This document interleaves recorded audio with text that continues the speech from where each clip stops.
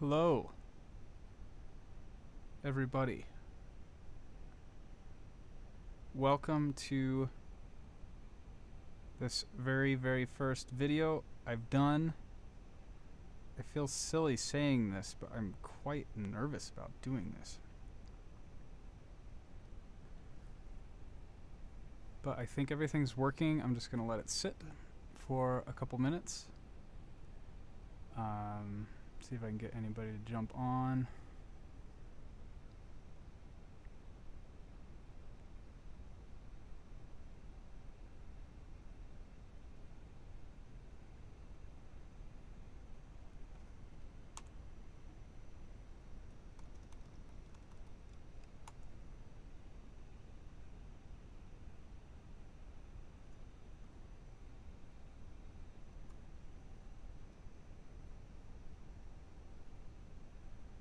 Gonna test my other screen.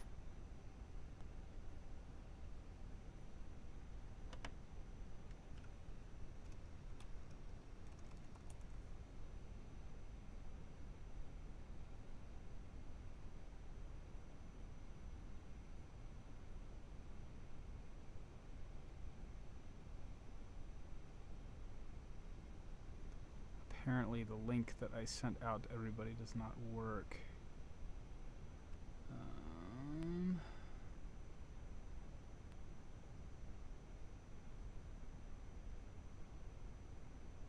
How do I do this?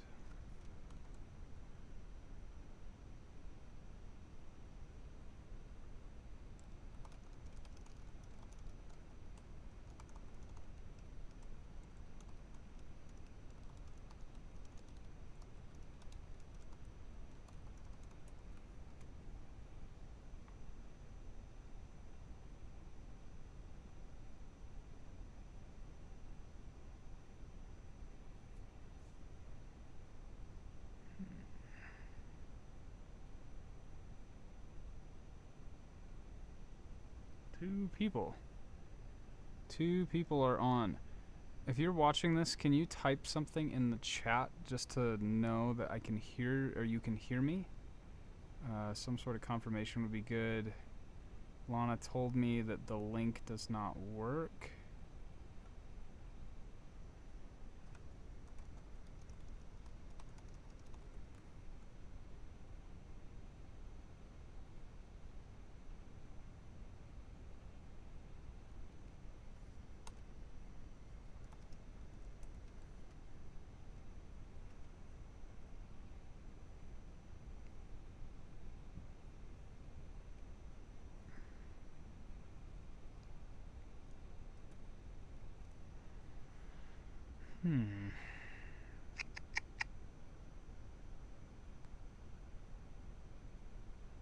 Oh.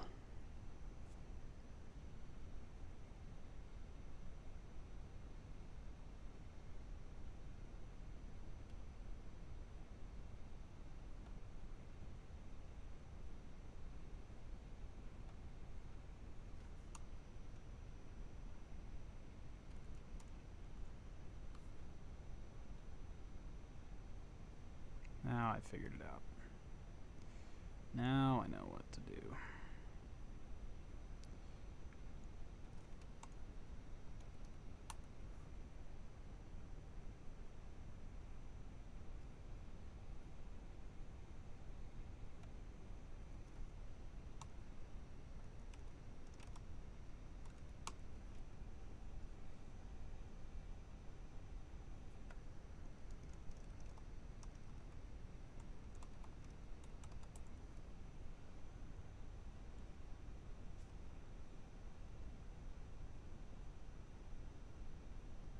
Okay, I think I got the right link sent out. I don't know who's watching and who isn't.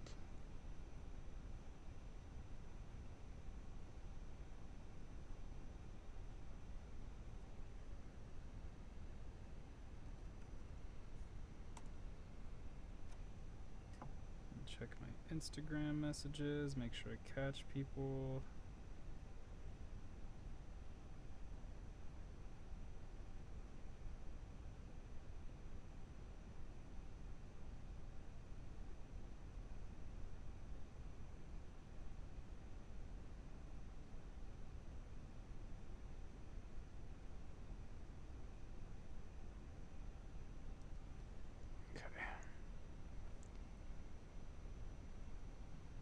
Kelsey is here.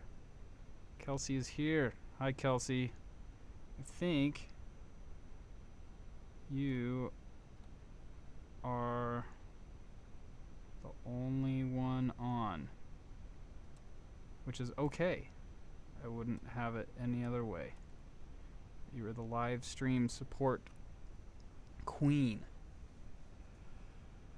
Okay.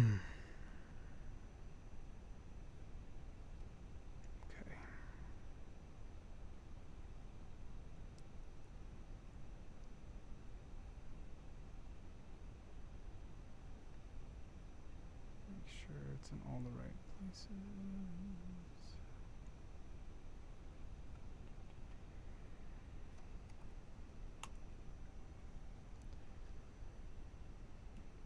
Okay, I am going to go ahead and officially start. I assume that there will be a number of people that come back to watch this later. There will be a bit of a curriculum, but my plan today is to go over sort of basic principles that address understanding music theory from the perspective of someone who hasn't played a musical instrument before. And if you do play a musical instrument, from filling in, this will be like filling in some understanding for you, hopefully, about what it is that you are playing and give you some terms to understand it better. One way I like to understand music theory is with the metaphor of looking into a room through a window. And this is a metaphor that I heard on a podcast I was listening to about the Bible, actually. Looking at the lens at which you look through something can affect it. So let's say that music is like a room, and that room has windows, and you're looking into it through a window. I think that everybody understands music to a degree because you have listened to it at some point in your life, and so you've had a glimpse into that world of music, and the chance is that that world is really special to you. And so I think that sometimes, because musicians are more well-practiced or well-studied people that are kind of more in the music world, can sort of invalidate the specialness that music has for you because they can talk about it differently, or you think they really understand it, or the great, like we feel like there are certain people who are given a golden key card into music called talent, which I think I do not want to dismiss the existence of talent. I think that it's a real thing. However, someone else's talent for music does not make your view through the window that you're looking through any less special. Now, to bring that back around to what I want to talk about, looking at music from a theoretical perspective is like walking around to another wall of the room and looking at music through a different window. And hopefully this window is a little bigger and a little wider than the previous than what you've looked at before, and this will enrich what is already wonderful and special, and I obviously the biggest window into music is our own ears, right? But learning the context around it and then learning how to play with it a little bit, I think, is also a really, really good exercise, and I think there's plenty of people that want to do that.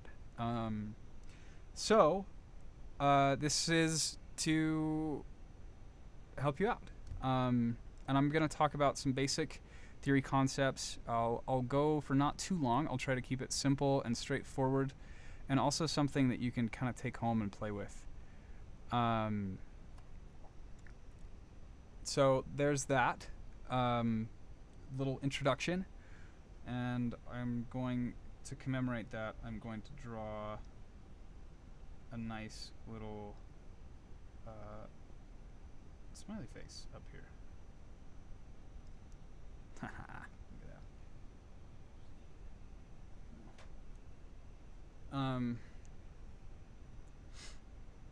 Sorry, my brother just walked in looking for our dog. So the first thing that I want to talk about is sort of like base definitions that we can use around music. And the first one that we'll address is pitch. And actually, before I get into that, I'm going to jump to a different spot here on my little whiteboard, and just going to draw you a picture to kind of illustrate the window thing a little more. When it comes, or what I'm going to talk about right now, and I like to use a pyramid as the example.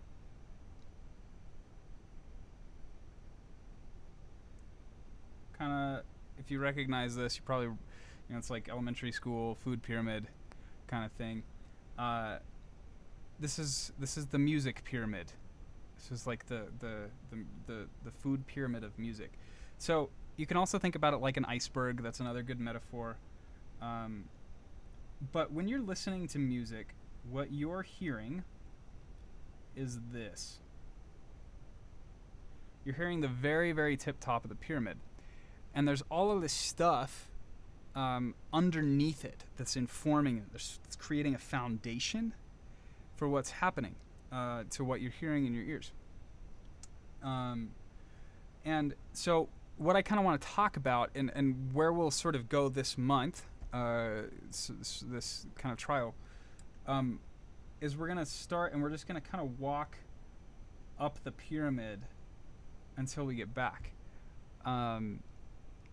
If you're really engaged, I would like to have you have your own song written, or a chunk of a song written at the end of the month, just like following these weekly lectures. I think you'd be able to do it. So we're gonna talk about like what I would consider a very base level of the pyramid. I don't think that there is a top or a bottom to this pyramid. I think it's hard to give hard definitions in music and in art, and I think that that's wonderful. But we're going to talk about the base of the pyramid, and there's going to be three things that I'm going to talk about that are the base of the pyramid, and those three things are pitch, rhythm, and timbre.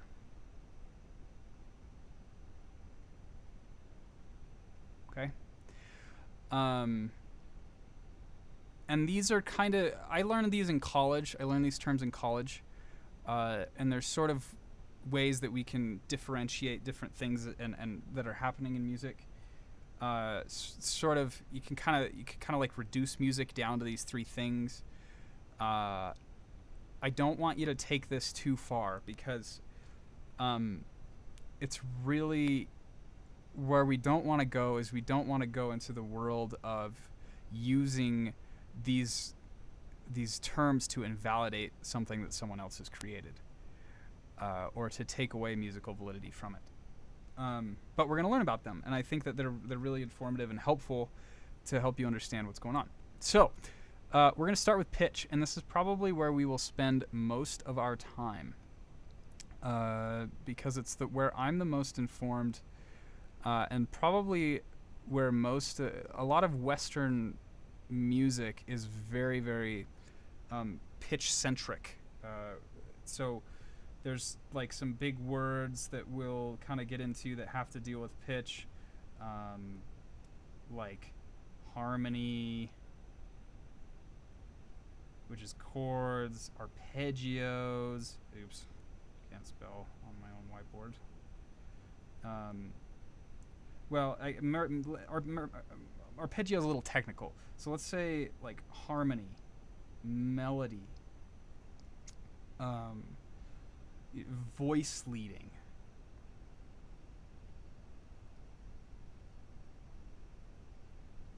chord progressions.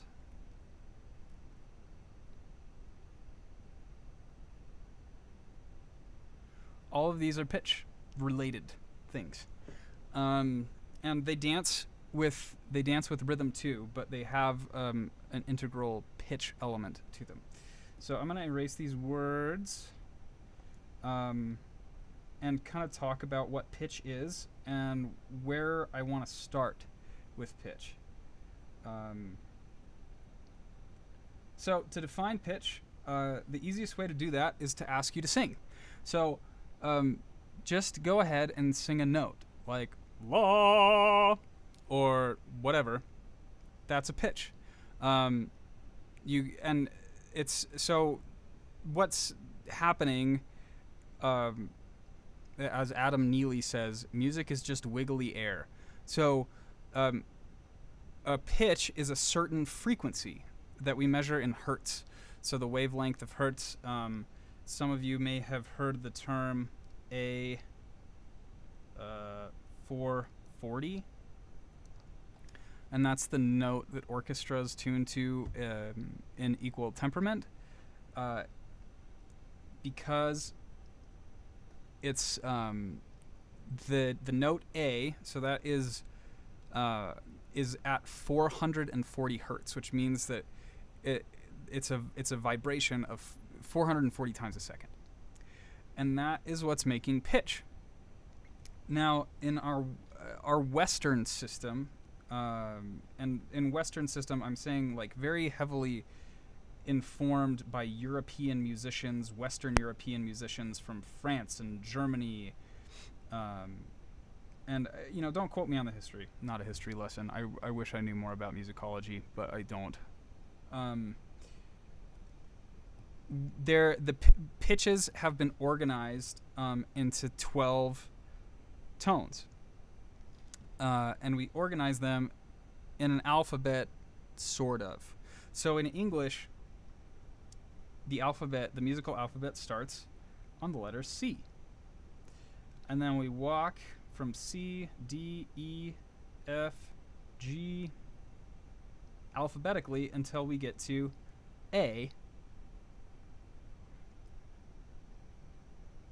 and then B.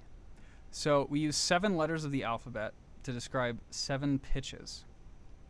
And you'll notice that there are 7 here, and I said there are 12.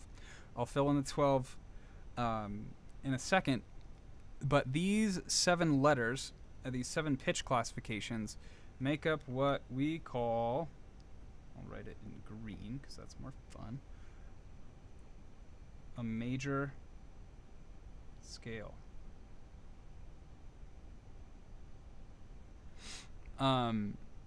And our system, oh man, scale looks really gross.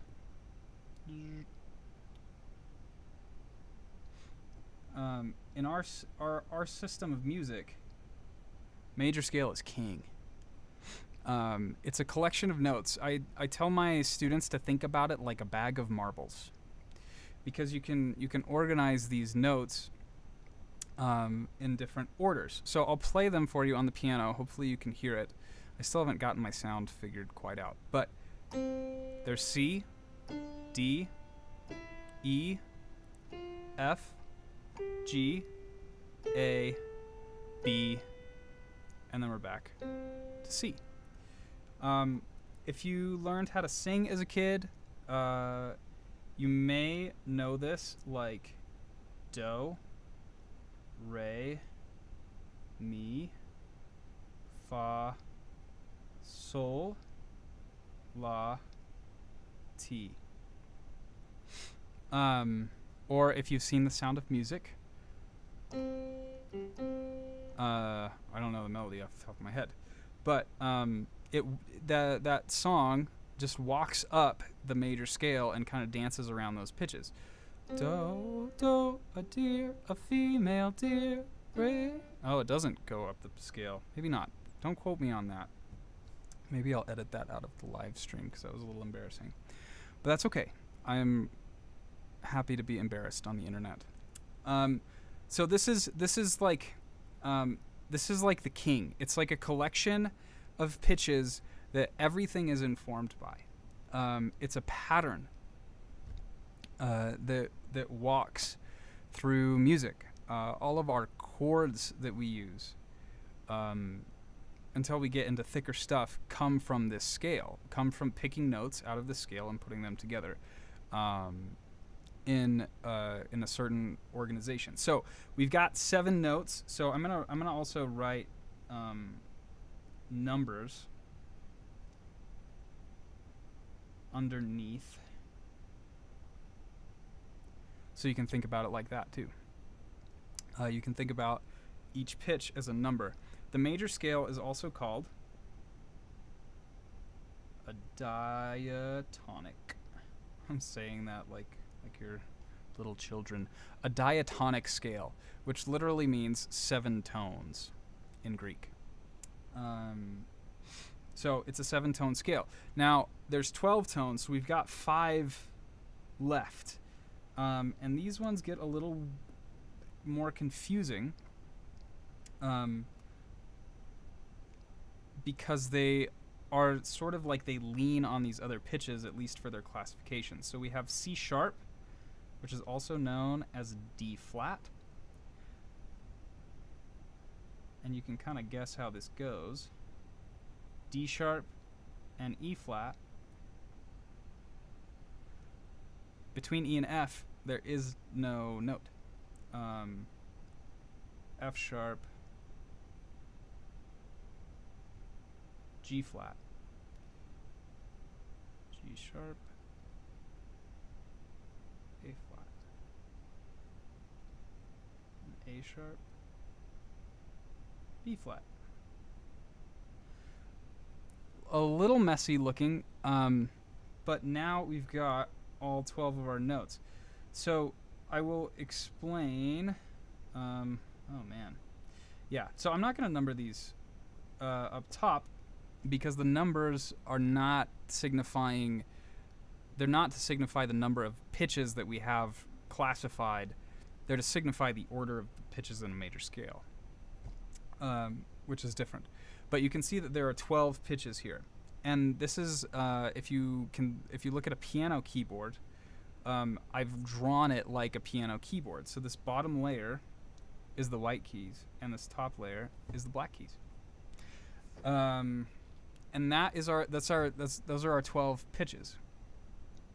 And so just about every song that you've heard on the radio, that you've heard in a concert hall, that you've heard played on an instrument like a piano or a trumpet or a bass or a guitar or a violin, draws all of the pitch information using these 12 pitches that I've drawn out, or that I've written out. More modern people, this is more of a fun fact, or if you're just into this kind of thing, they've divided up the pitches in half again. So that will lead me to the next thing that I want to talk about pitch. And I'm actually going to move to another thing here so we can.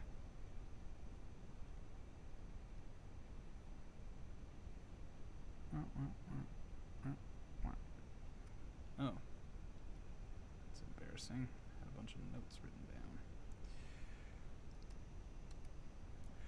down. So what I want to talk about now, and this is just going to form a sort of a baseline for us,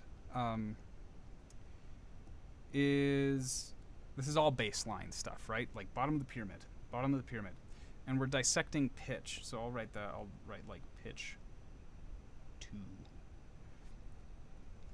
up here.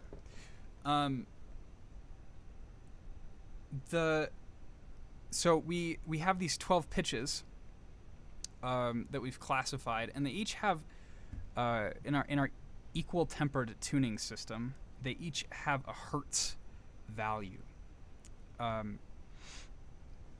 So there's kind of like C sharp is at a certain spot, and D sharp is at a certain spot, and hopefully that makes sense to you.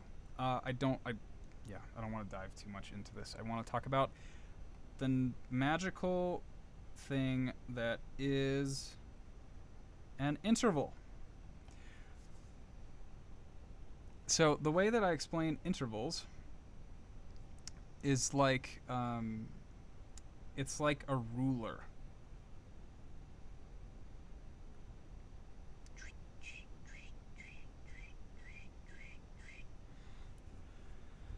And interval is the term that we use when we're talking about measuring the distance between pitches. Okay, so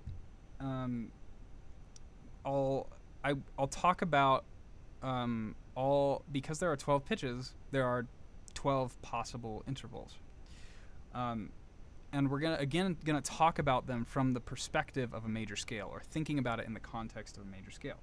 So I'm gonna write out my major scale again.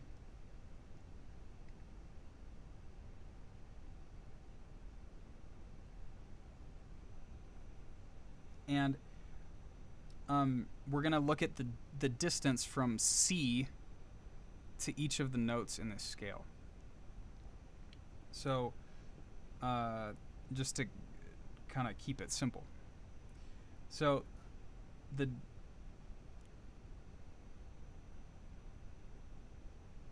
distance from from C to D. Okay, I'm getting a question on the chat that I did not see, and I'm sorry, Kip. Thank you for asking. So let me bounce back to another slide real fast so I can answer.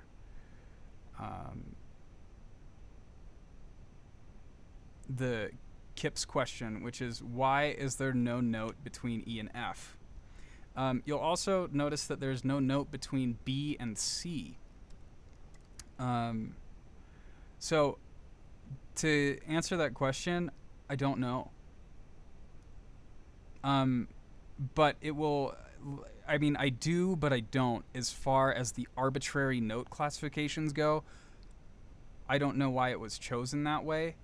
But it has to do with what I'm talking about in this other slide that I've got pulled up with intervals, which is the distance between notes. So once I explain that, it'll make sense why there's no note between E and F. So let me bounce back to my other slide here. Okay, so intervals. So we're going to talk about the distance between each of these notes. So C to D is what we call a major second, or what we call a whole step. C to E is a major third. Let me play these for you. So C to D. Da, da. That's a major second or a whole step. C to E, major third. Da, da. You can hear the distance between the notes. So C and D are closer. C and E are farther apart. Okay.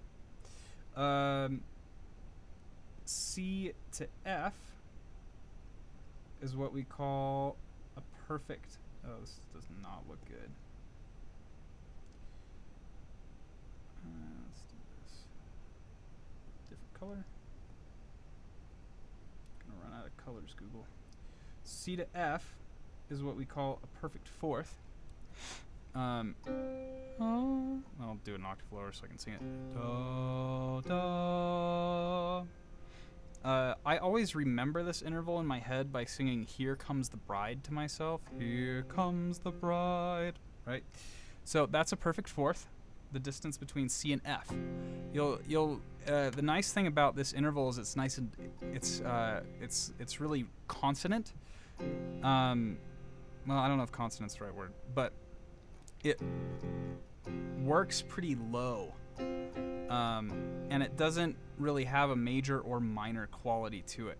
It's just like nice and powerful, like a power chord. Power chords are made of perfect fourths or perfect fifths, depending on where you play them on the guitar. Next interval.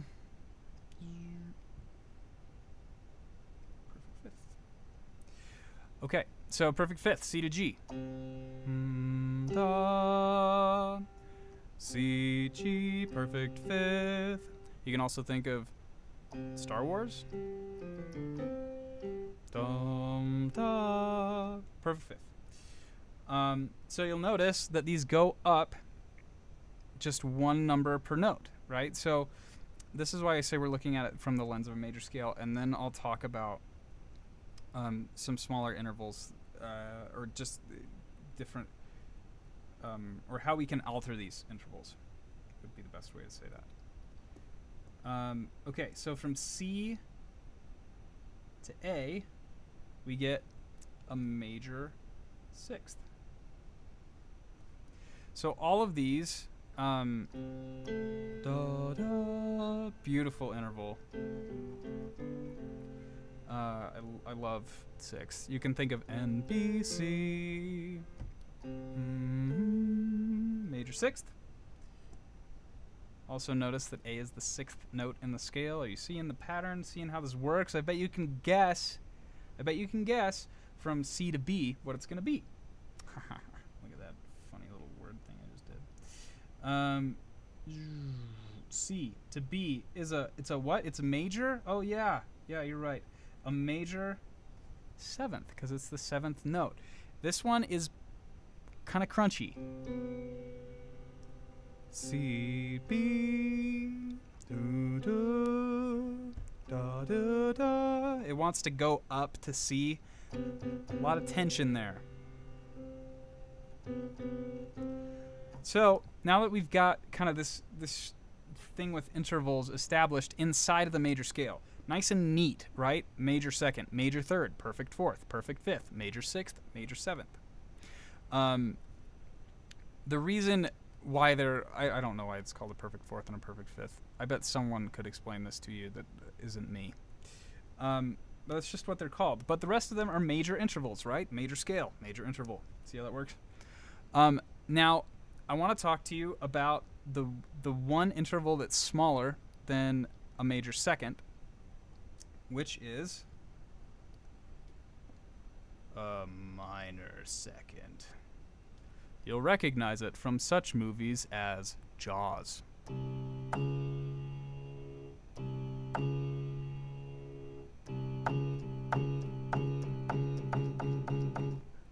Okay, and that is the shortest distance that you can have between any two notes. Now, so for example, E to F. Let me see if I can find good. Maybe. Yeah. So I'll use red here. E to F is what we call a half step or a minor second. So I'll play that. So here's C, D, E, then E to F. Da, da, da, da, da, da. Half step. Okay. That is the smallest unit of measurement that you can have. Now, if I go back to my other... hold on. Go back to my other slide on pitch. A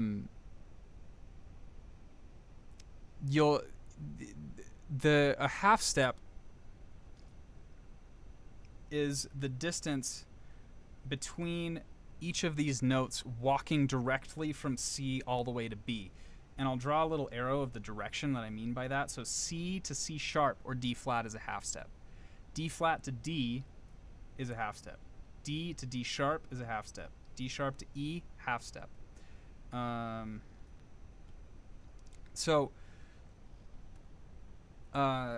then when we get to E, there's E to F is a half step because that is the nature of so that's the intervallic makeup of a major scale. And we can talk about that. The intervallic measurements of a major scale go like this. And this is something that I should talk about in another live stream perhaps, because I feel like I'm getting all sorts of tangled up, and I'm so sorry if you're confused. But the intervallic nature of a major scale goes like this: whole step, half step, whole step, whole step, whole step, half step. Okay. So that's how a major scale works, which is something I believe a diatonic scale is somewhat of a natural occurrence. Don't quote me on that. But that is the intervallic organization. And so the letters that are used in our system for describing what a scale is represent a major scale first. Because composers are thinking like that. Until you get into the 1900s with 12-tone music, composers are thinking in terms of major scales.